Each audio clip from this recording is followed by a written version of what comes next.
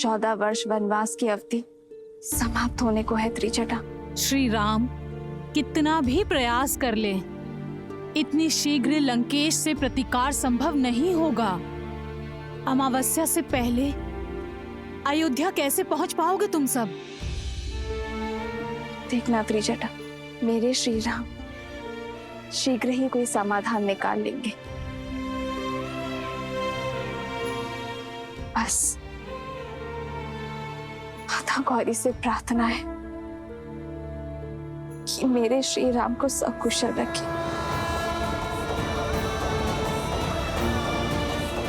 तन से भी और मन से भी।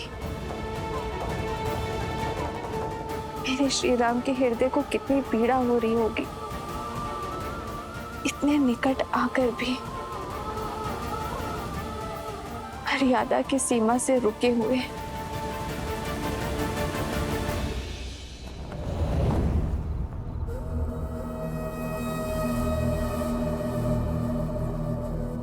प्रतिशोध,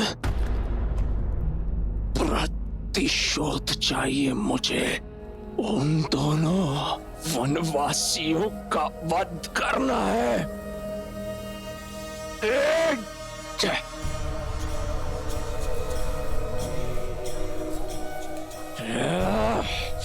प्रतिशोध की अग्नि को प्रज्वलित रखने के लिए उसमें विश्वास का घी डालना पड़ता है,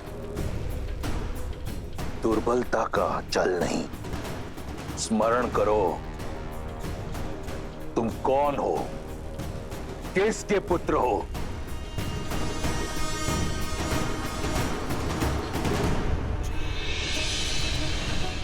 तुमने मुझे वचन दिया था कि तुम उन दोनों वनवासियों का संहार करोगे।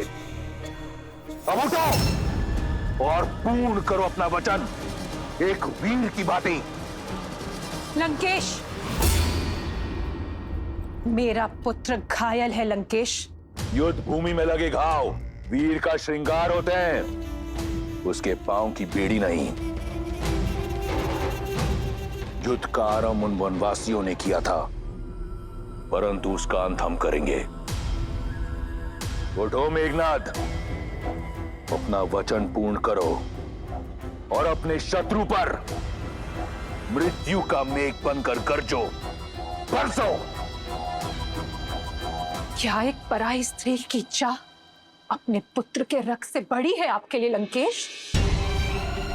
सुध में मेघनाद को नहीं, आपको आने की आवश्यकता है।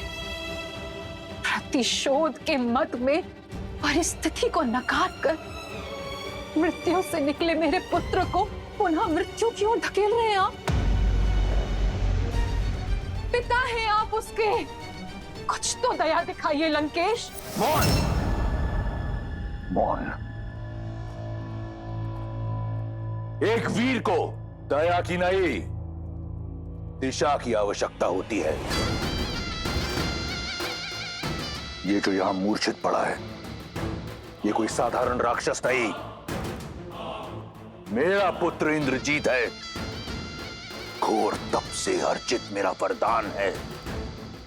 इतनी जल्दी इसका शौर्य क्षीण नहीं हो सकता। लंका का युवराज है ये, इसे अपना कर्तव्य पूरा करने दो। लंका के शत्रु वहां हमारी प्रतीक्षा कर रहे हैं, उन्हें उत्तर देगा मेरा मेघनाद।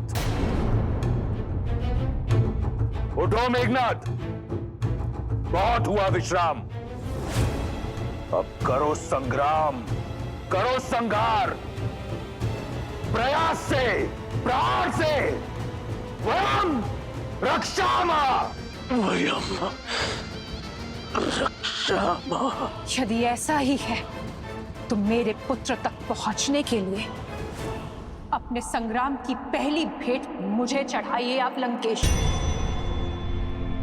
क्योंकि ये मां ना आपकी हठ पूरी होने देगी और ना ही अपने पुत्र को कहीं जाने देगी। क्योंकि जो मेरे सामने है वो लंका का युवराज नहीं, मेरा पुत्र है, जिसे मैंने अपनी कोख में पाला है, अपने रक्त से पाला है लंकेश।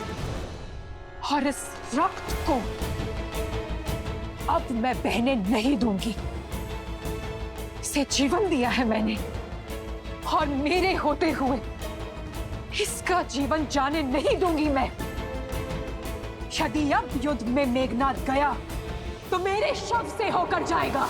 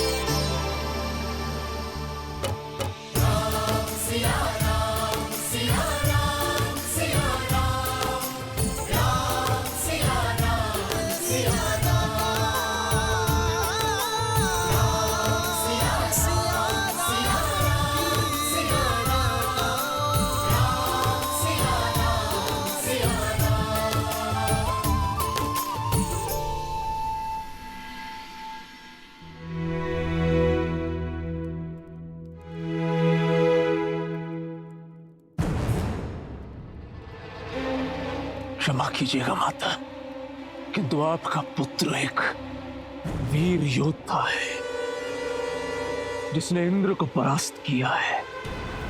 मैं एक तुच्छ वनवासी से पराजय स्वीकार नहीं कर सकता। वो वनवासी नहीं नारायण है मेघनाद।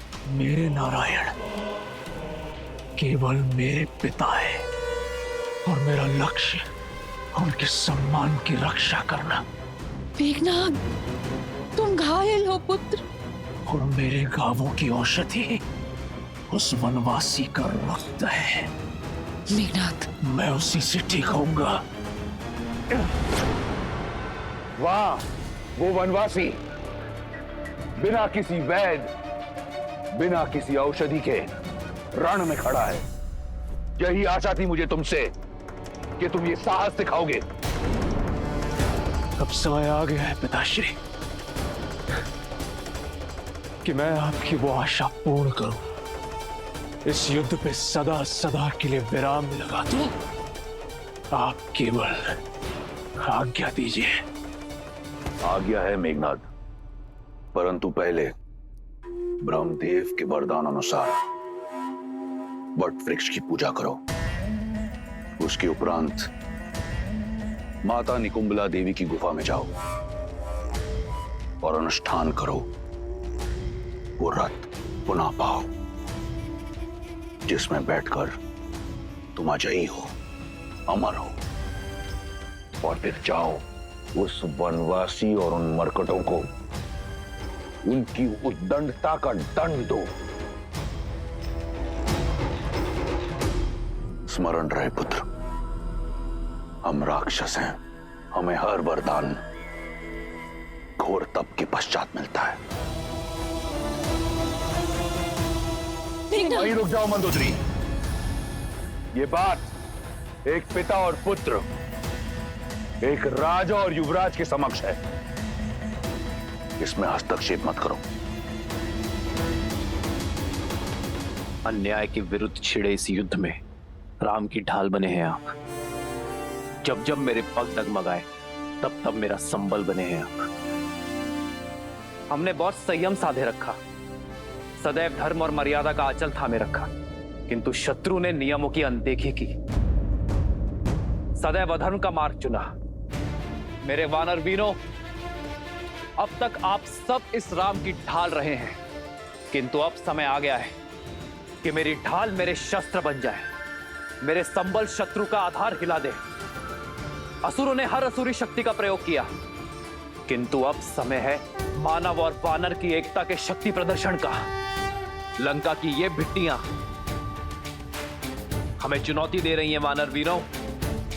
अब समय आ गया है लंका के अभिमान को भंग करने का, स्वर्ण लंका के मान को भस्म कर देने का, अभेद्य लंका को भेदने का।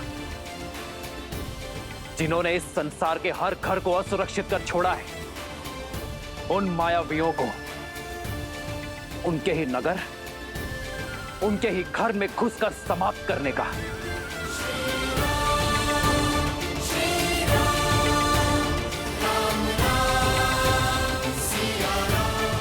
यहां उपस्थित प्रत्येक वानर अपने आप में एक संपूर्ण सेना है।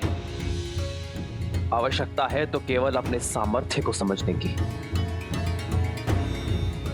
अपनी संपूर्ण शक्ति का प्रयोग कर अपने लक्ष्य को पाने की। आज मेरी ये वानर सेना एक दूसरे का हाथ थाम ऐसा प्रहार करेगी कि इनकी थाप से लंका की धरा कांप उठेगी, क्योंकि वार लंका की महल के दीवार के उस पार होगा।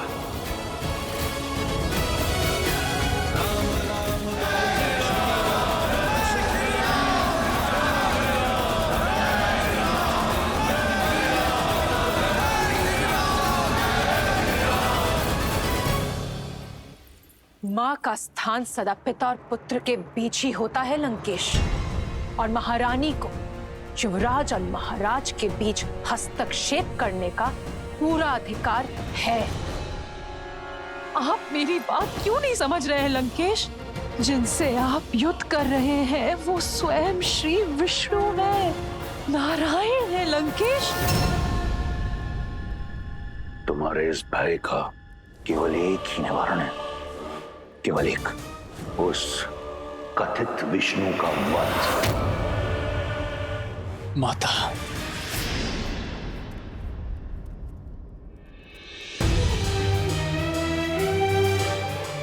मैं आपके पुत्र प्रेम का बहुत सम्मान करता हूं। आपका ये भय, ये चिंता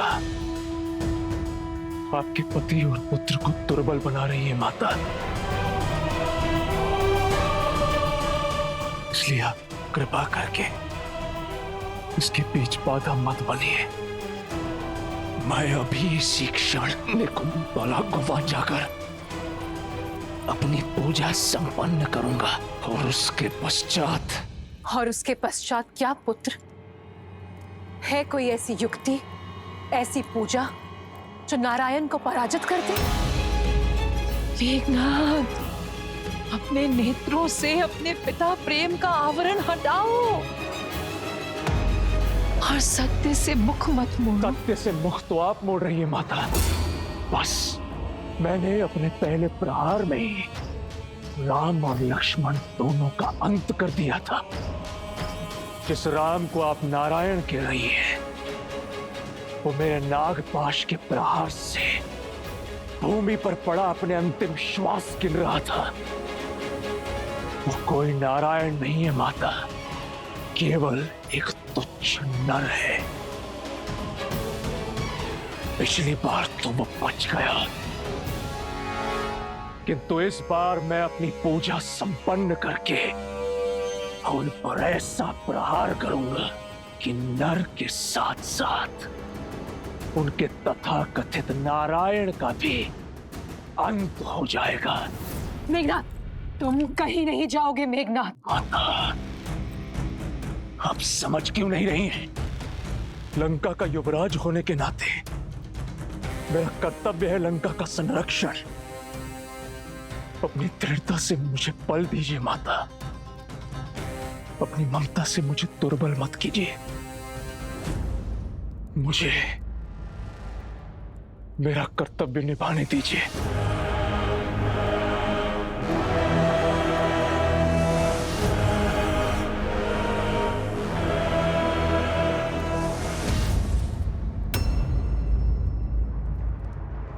विजयी भव।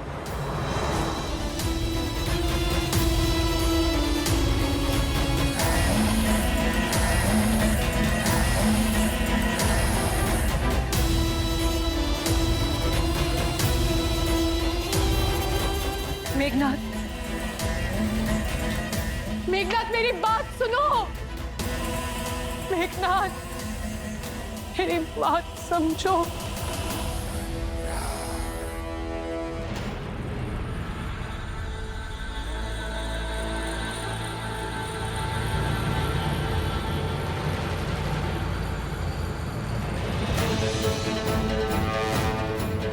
ये युद्ध है, महायुद्ध है, राम शांत रावण क्रुद्ध है। ये युद्ध है, महायुद्ध है, राम शांत रावण क्रुद्ध है, क्रुद्ध है, क्रुद्ध है।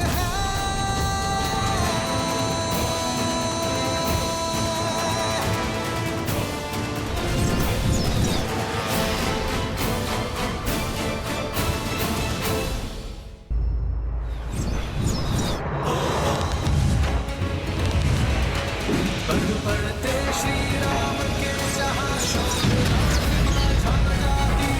राम नाम का गूंज गान तो मन में शक्ति भर जाती।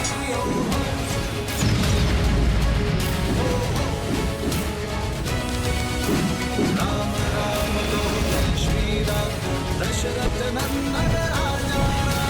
राम नाम भजते हनुमान अवध बिहारी राजा।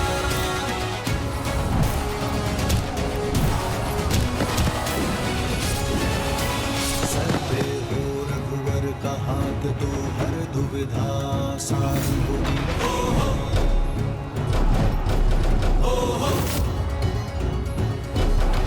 तुम वीर पुरुष, तुम पराक्रमी, तुम मर्यादा के स्वामी। साथ तुम्हारा इसके साथ, तुम संकट हर आगामी। मन में है विश्वास, आकाश में परचम लहरेगा। जब होगी जीत तो हम दिशा में राम नाम गूंजेगा। होगा सीता राम का मिलन,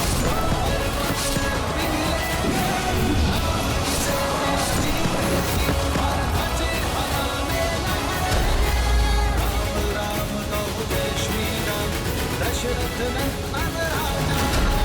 राम नाम भजते हनुमान अवध बिहारी राजा। राम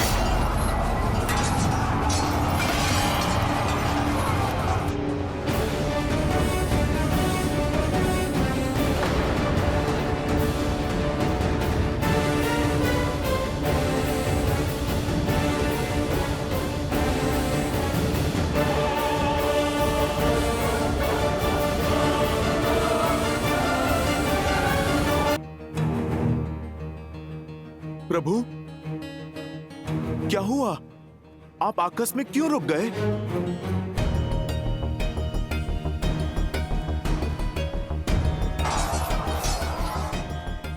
चलिए भैया।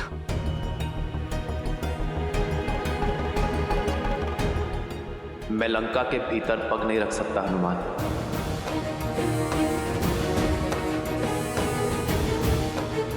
मैं लंका के इस द्वार की मर्यादा भंग कर सकता हूं, परंतु मेरी मर्यादा नहीं। कौन सी मर्यादा भैया? इस रावण ने कौन सी मर्यादा पाली है जो आप मर्यादा के विषय में सोच रहे हैं? यदि रावण की भांति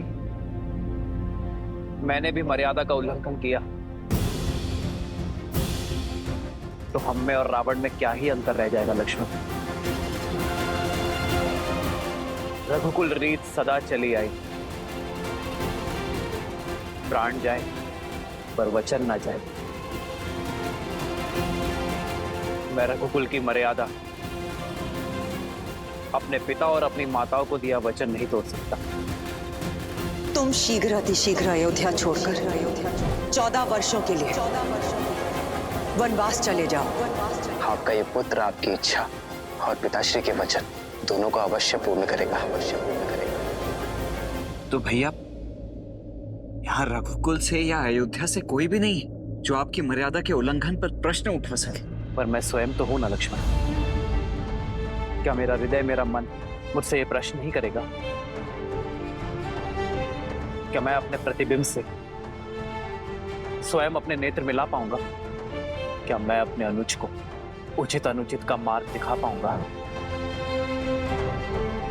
जिन लोगों ने मुझ पर विश्वास किया है, मेरे लिए अपना जीवन न्यौछावर किया है, क्या मैं उनका विश्वास सिद्ध कर पाऊंगा? मैं एक वनवासी हूं लक्ष्मण, अपने राज्य से निष्कासित।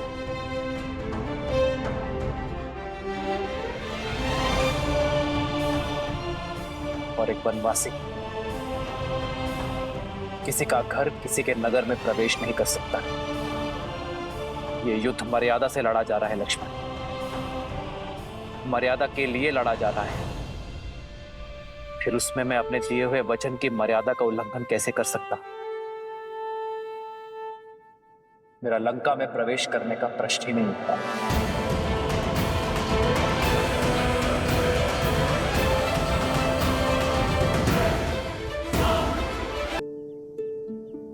मैं एक वनवासी हूं लक्ष्मण, अपने राज्य से निष्कासित। और एक वनवासी किसी के घर, किसी के नगर में प्रवेश नहीं कर सकता। मेरा लंका में प्रवेश करने का प्रश्न ही नहीं उठता। किंतु लंका के भीतर भाभी माँ जो दिन रात्रि बैठकर आपकी राह देख रही, उनका क्या भैया? न्याय और नीति भी यही कहते हैं कि परिस्थिति असामान्य होने पर नियमों में बदलाव किए जा सकते हैं। और यहाँ तो न ये युद्ध साधारण और न ही ये परिस्थिति सामान्य। अंततः हमें लंका के भीतर तो जाना ही होगा ना भैया। क्या मर्यादा का उल्लंघन करने वाले राम पर तुम्हारी भाभी मां गर्व कर पाएगी? वचन के लिए केवल एक ही परिस्थिति है लक्ष्मण, और वो है उनका पालन करना। और रही बात देखने की, तो परिस्थिति के साथ अपने शब्दों को बदलना, प्रण को भंग करना, वचन का अपमान करना होता है लक्ष्मण। और वो मानव ही क्या जो अपने दिए हुए शब्दों से, अपने सिद्धांतों से डिग जाए। इस वचन के साथ केवल मेरा ही नहीं, माता कैकेयी का भी मान जुड़ा हुआ है लक्ष्मण। और मैं किसी भी परिस्थिति में उनके सम्मान को घटने नहीं दे सकता। तो तब तक इस विरह में उठती उस तड़प का क्या भैया, जिसमें दिन रात आप और भाभी मां दोनों जल रहे हैं? उस चिंता का क्या? वहां भाभी मां जो आपकी प्रतीक्षा में, और यहां आप उनकी। क्या आप उनके लिए भी कुछ नहीं करेंगे? सीता की चिंता तो मुझे अपने प्राणों से भी अधिक है लक्ष्मण। और मुझे अपनी सीता पर पूरा विश्वास है कि वो उस राम की प्रतीक्षा कर रही है जो विवाह में दिए उसकी मान और सुरक्षा की रक्षा का वचन निभाने आया है। सीता अवश्य आएगी लक्ष्मण। जिस राज्य के राजा ने मेरी सीता को अपमानित कर बलपूर्वक उसे अपना बंदी बनाया है, और अब ये युद्ध तब भी पूर्ण होगा जब उसी राज्य का राजा सम्मान सहित मेरी सीता को मुझे लौटाएगा, तब तक मैं यहां हर क्षण उसकी प्रतीक्षा करता रहूंगा।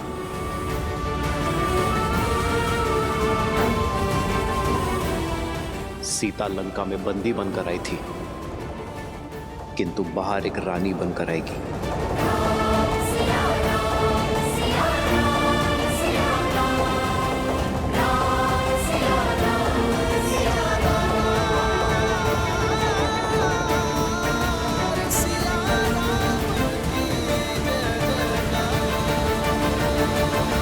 अद्भुत है श्री राम का वचन पालन, उनकी मर्यादा और न्याय के प्रति उनकी सोच।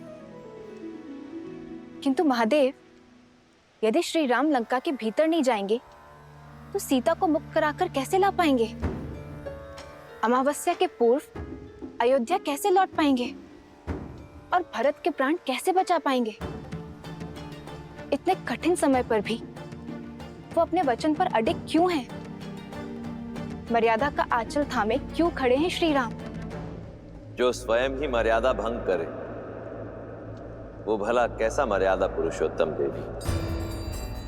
एक नर का मर्यादा और धर्म के प्रति समर्पण का भाव और उन्हें किसी भी मूल्य पर पूरा करने की हट उसे नारायण बनाते हैं। और श्री राम का यह समर्पण भाव और हट ही है जो उन्हें मर्यादा पुरुषोत्तम श्री राम बनाती। वैसे भी देव, जिसने इस संसार में धर्म और मर्यादा की स्थापना हेतु ही अवतार लिया, वो भला मर्यादा का उल्लंघन कैसे कर सकते? यदि मर्यादा का आंचल थामे रहेंगे तो अमावस्या तक सीता को लेकर अयोध्या कैसे पहुंच पाएंगे? देवी, मैंने आपसे पहले ही कहा था कि ना तो ये युद्ध सरल होगा और ना ही इसके द्वारा प्रस्तुत की गई चुनौतियां। परिस्थितियां अत्यंत विषम हैं और इन विषम परिस्थितियों से हमारे समक्ष कई प्रश्न उठ खड़े हुए।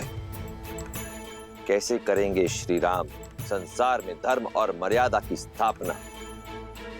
कैसे करेंगे श्री राम देवी सीता की रक्षा? कैसे समय रहते पहुंचेंगे श्री राम अयोध्या अपने भ्राता भरत के प्राण बचाने के लिए? परंतु इन सभी प्रश्नों के उत्तर मैं नहीं दूंगा। इन सभी प्रश्नों के उत्तर देंगे श्री हरि विष्णु के मनुष्य अवतार मर्यादा पुरुषोत्तम श्री राम।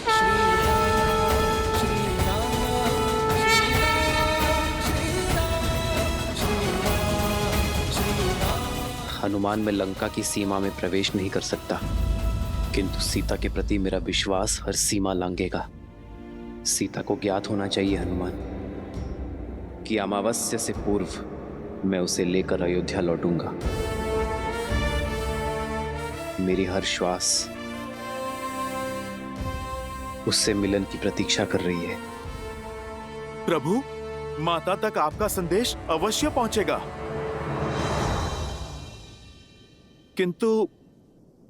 किंतु कैसे प्रभु? एक बार लंका को स्वाहा कर चुके हनुमान को कौन रोक रहा है?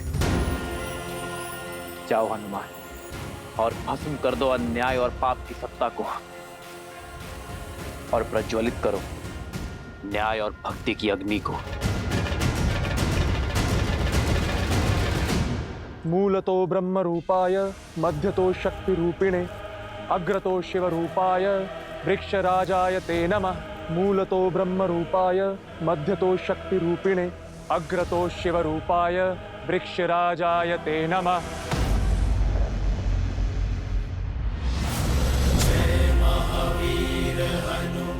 भागो, भागो। अरे तो वही है। फिर आ गया हाहाकार मचाने। भागो, प्राण बचाओ, हनुमान आ गया है, भागो। अरे डरो मत, वानर हूँ, राक्षस नहीं। तुम लोगों ने पहले भी तो बांधा था मुझे। आओ आओ, मुझे फिर से बांध लो। मेरी पूंछ में अग्नि नहीं लगाओगे? अरे आओ।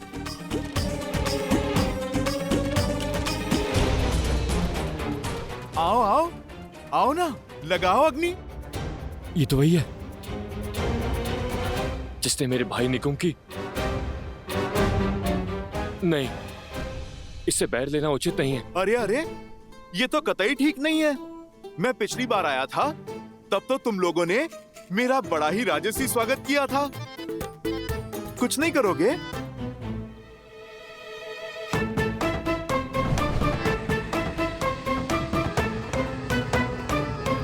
अरे भाई, विलंब किस बात का? पकड़ो मेरी पूंछ। अरे बढ़ाओ हाथ और लगाओ अग्नि। बढ़ाओ बढ़ाओ। ए, तू जाना, तू जाना, तू जा, तू जा। अरे भाई, ये तो बुरी बात है ना। मैं मित्र बनकर बात कर रहा हूँ, तुम प्रहार करने आगे बढ़ रहे हो।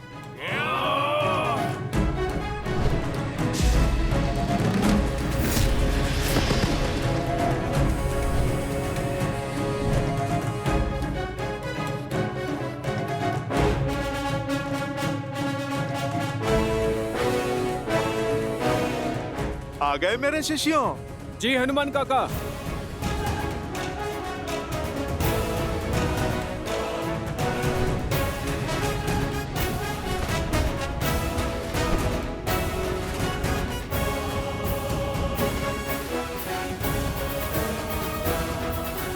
अरे, तुम तो बड़े विचित्र हो। पिछली बार अग्नि लगा रहे थे, अब अग्नि को ही मुझसे बचा रहे हो। भागो भागो भागो। चलो, अब दीप प्रज्वलित हुआ, अब कार्यक्रम आरंभ करते हैं।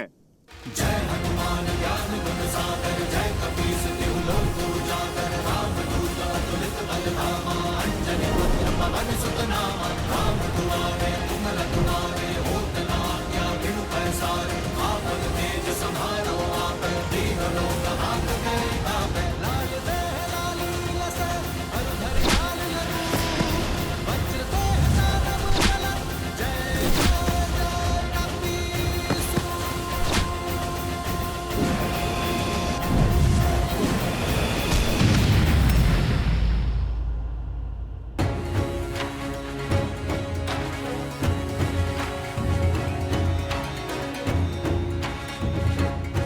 मैं लंका में प्रवेश नहीं कर सकता, किंतु मेरे बाणों पर ऐसा कोई प्रतिबंध नहीं है।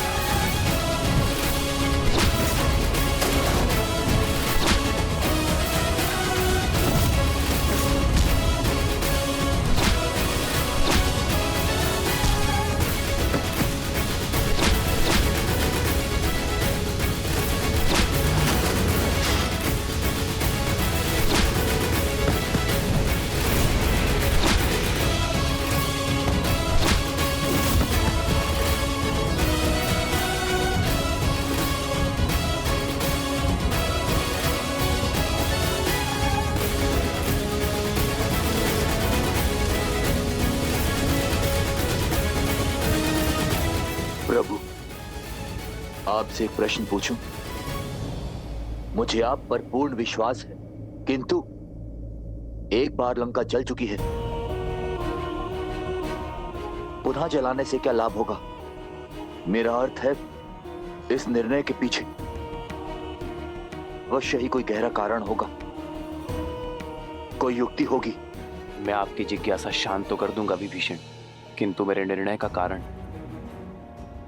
आपके दुख का कारण हो सकता है। क्या आप अब भी जानना चाहते हैं?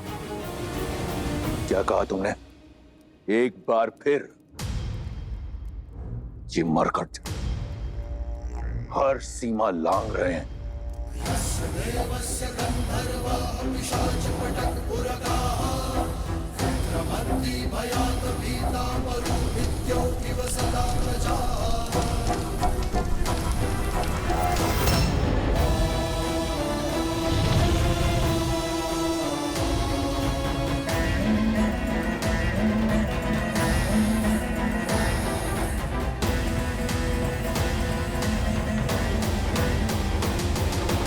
ये अग्नि लंका दहन के लिए नहीं है, रावण के मन में और अधीरता भड़काने के लिए है। जब व्यक्ति अधीर हो जाता है तो उसके विवेक पर विकार हावी हो जाता है, उसके सोचने की शक्ति क्षीण हो जाती है। और मैं चाहता हूं रावण इस युद्ध की सबसे बड़ी भूल करे, शीघ्र अतिशीघ्र करे। कैसी भूल प्रभु? मैं कुछ समझा नहीं। कुंभकर्ण, आप ही ने सूचना दी थी ना? रावण के पास ब्रह्मास्त्र से भी बड़ा अस्त्र है। कुंभकर्ण, जो अभी निद्रा में है, यदि वो 2 दिन तक और सोता रहा, अपनी निद्रा पूर्ण कर ली, तो उसे मिले वरदान के अनुसार वो अगले 6 माह तक अजय और अमर होगा। उसे युद्ध में पराजय करना असंभव होगा विभीषण। हमारे पास इतना समय नहीं है विभीषण। रावण को इस बात का ज्ञात है, इसीलिए वो 2 दिन बीतने की प्रतीक्षा कर रहा है, हमें व्यस्त करने का प्रयास कर रहा है। किंतु मैं ये होने नहीं दूंगा। मेरी ये युक्ति रावण के धैर्य का बांध तोड़ उसे अधीर बनाकर कुंभकर्ण को जगाने के लिए विवश कर देगी। विभीषण, मैं जानता हूं आपके भाई के लिए आपका हृदय विचलित है, किंतु यह संहार आवश्यक है धर्म की स्थापना के लिए। लंका के द्वार से राम, लक्ष्मण और उनकी सेना आक्रमण कर रही है। लंका के भीतर ये वानर उत्पात मचा रहे हैं। हमारी सेना दोहरे आक्रमण के लिए सज्ज नहीं। समस्या विकराल है महाराज। शीघ्र, अतिशीघ्र समाधान खोजना होगा। समाधान एक ही है महाराज, युवराज इंद्रजीत। और वो देवी निकुंभला के अनुष्ठान में लगा है। उसका अनुष्ठान कहां तक पहुंचा? अभी वो वट वृक्ष की पूजा संपन्न कर रहे हैं। उसके पश्चात ही युवराज निकुंभला देवी की पूजा आरंभ करेंगे महाराज। ब्रह्मदेव, इस वट वृक्ष की पूजा संपन्न हुई। अब आपके दिए वरदान के अनुसार मैं देवी निकुंभिला का आवाहन करने हेतु सज्ज हूं। अपने आशीर्वाद के फलीभूत होने का आशीर्वाद दीजिए ब्रह्मदेव, क्योंकि निकुंभिला देवी की पूजा संपन्न होने के पश्चात इस समस्त संसार में मुझे कोई पराजित नहीं कर पाएगा। अजय हो जाऊंगा मैं सदा सदा के लिए। राजायते नमः। मूलतो ब्रह्म रूपाय, मध्यतो शक्ति रूपिणे, अग्रतः शिव रूपाय, वृक्षराजायते नमः।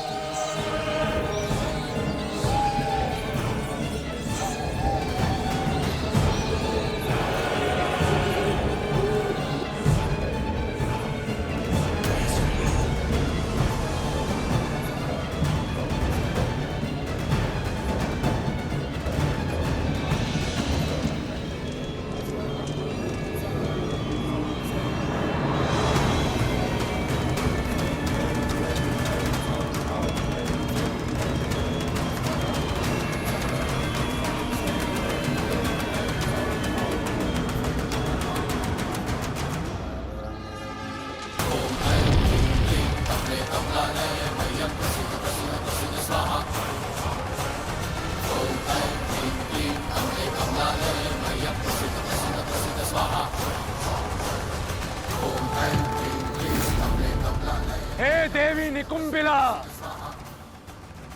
मैं दशानन रावण पुत्र इंद्रजीत आपका आह्वान करता हूं, आपसे अजय रथ और शक्ति अस्त्र मांगता हूं और यह आशीर्वाद चाहता हूं कि आपके शक्ति अस्त्र से मैं उन वनवासियों के जीवन का अंत स्वयं अपने हाथों से लिख सकूं। समस्त लंका की आस और मेरे पिता का विश्वास केवल मुझ पर टिका हुआ है और मेरी आस और मेरा विश्वास आपके आशीर्वाद पर, मेरे अजय होने के वरदान पर। इसलिए अब जब तक मेरी मनोकामना पूर्ण नहीं हो जाती, मुझे वो अजय रथ और शक्ति अस्त्र प्राप्त नहीं हो जाता, मैं अपना रक्त आपको समर्पित करता रहूंगा। जब तक मेरे शरीर में बहते रक्त की अंतिम बूंद समाप्त नहीं हो जाती, मैं आपकी पूजा आराधना करता रहूंगा।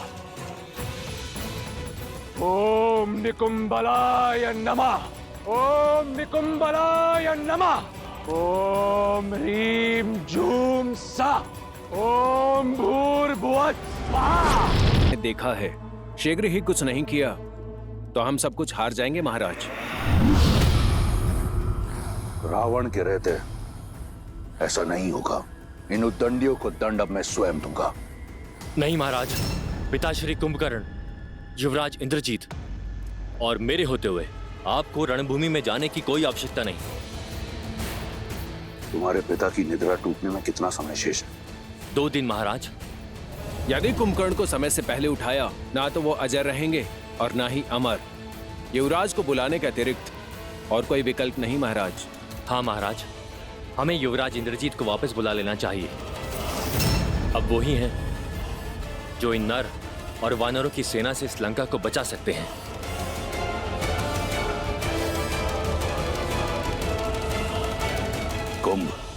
कुंभकर्ण को जगाने की तैयारी करो।